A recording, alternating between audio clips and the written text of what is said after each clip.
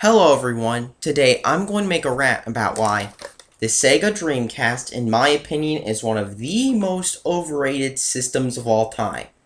First off, I'm going to start with the online, since all the fanboys like to say, we're the first to have online.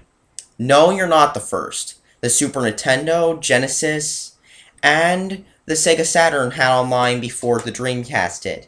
And the Dreamcast's online was pretty crappy too. It was only random servers which weren't even owned by anyone, like on the PS2, except the PS2's was better in my opinion. And the Dreamcast's online had other problems too.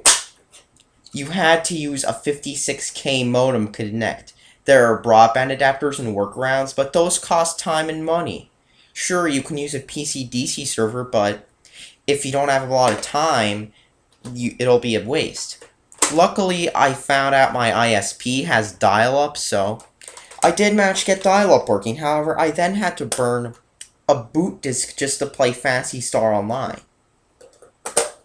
So I finally get into the server, and nobody's there most of the time, even though it's a fun game.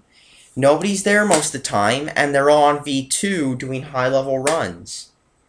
And then eventually I kind of got out of Phantasy Star for a while, but if anyone does want to do a run with me, off topic, PM me, but still, there's nobody on any of the Dreamcast Online games. It's like, remember in the Xbox One, with the Xbox One, or even a lot of the PS2 games right now, you'll pick them up, go into the list is still online, but there's absolutely nobody there.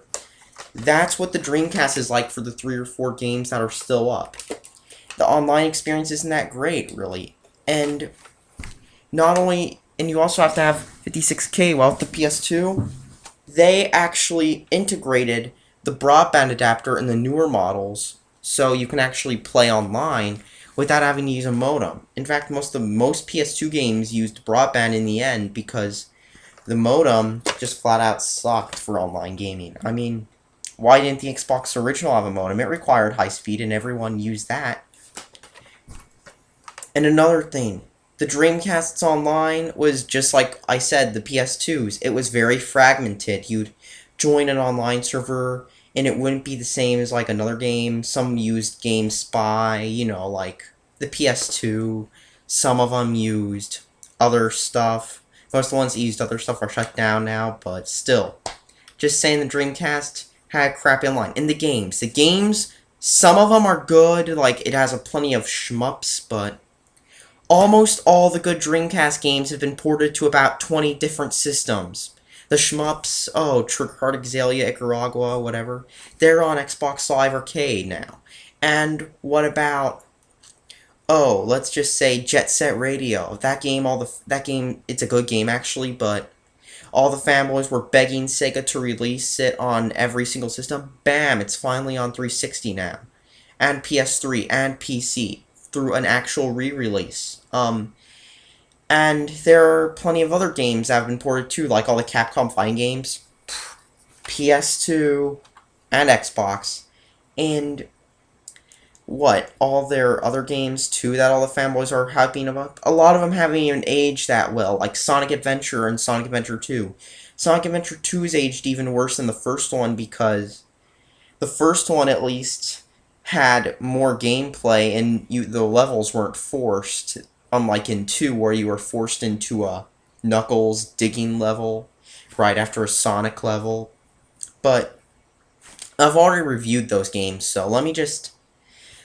Not all the games have aged well, not only gameplay-wise, but graphically, sure. Some of them still look good, but others, like Sonic Adventure, they haven't even aged that well graphically-wise compared to, like, Half-Life. Half-Life still looks somewhat decent even in 2012. They've even made graphical upgrade mods to that game. And another thing with the Dreamcast is the fan base. They think it's the greatest system of all time because it's the first. So what? The gameplay library is somewhat lacking. Because it got canned 1 or 2 years earlier than the PS2, or because it got canned 1 or 2 years, the PS2 got much better games in the end, and they're still producing PS2 hardware to this day. This PS2 is from like 2008 and 2009. I mean, they're still in a factory, they're making PS2s that you can purchase brand new. It'll play all your PS2 and PS1 games. I'm serious. Don't believe me? Walk out to Walmart. They should still be selling them with the Dreamcast. Oh, right. They haven't even made them since about 2000, 2001, so when these things break, it's going to be harder to find them, too. Because the lasers on these are really unreliable. And that's another thing. All the fanboys are like, oh my god, the Dreamcast is so reliable. Haven't you guys forgot about disc read errors? And while filming my Sonic Shuffle review, my Dreamcast started randomly resetting, which is a common problem from what I've seen. And PS2, yeah, sure, PS2 had its crappy lasers and disc read errors, but at least the lasers are easy to come across for that, and you can easily fix them too. Even your mom could fix a PS2. And another thing about the Dreamcast. Why does everyone keep hyping it up to the point where they're like, oh my god, the Dreamcast is the greatest system of all time, when the games are available on other systems? It's not the greatest system of all time, in my opinion. The greatest system is either the PS2, the 360, or the PS3. Or the Sega Saturn. That's much better than the Dreamcast. The Sega Saturn actually could do what other systems couldn't do. Have you seen, like, the Street Fighter Alpha 3 port to the Saturn? That's, like, 100% arcade accurate, and they made plenty of accurate Neo Geo ports as well. I mean, it was like you were having an arcade in the room. The Dreamcast? Oh, right. It was just PS2 for kids on welfare. And just really, you guys are trying to justify how it's the best system ever. It's not the best system ever.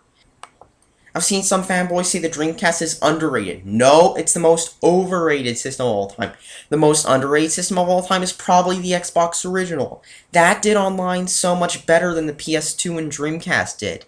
If you've ever played on original Xbox Live, it was basically like having a 360 back in 2002 or 2003. You could go online, chat with other games, because all games use the same system. Even games that weren't online, you could send messages from and invites from. So if you were playing, let's just say, Burnout, you could send a friend an invite to Halo or MechAssault or Call of Duty.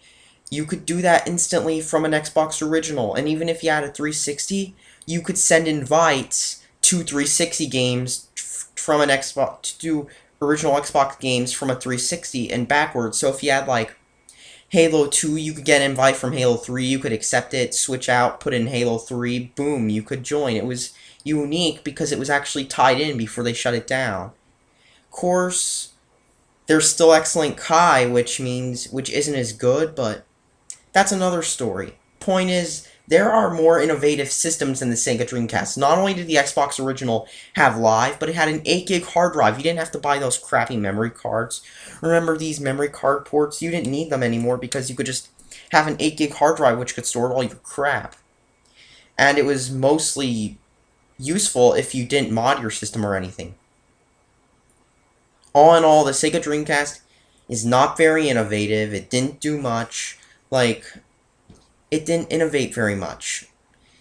I mean, what's so big about the Dreamcast other than games which have already imported? There's nothing really innovative about it. The Dreamcast is overrated. Enough said. Anyways, thanks for watching. Subscribe for more, and just to let you guys know, before you type a long hate comment about how the Dreamcast is the best system ever, all this is an opinion. Thank you and have a nice day.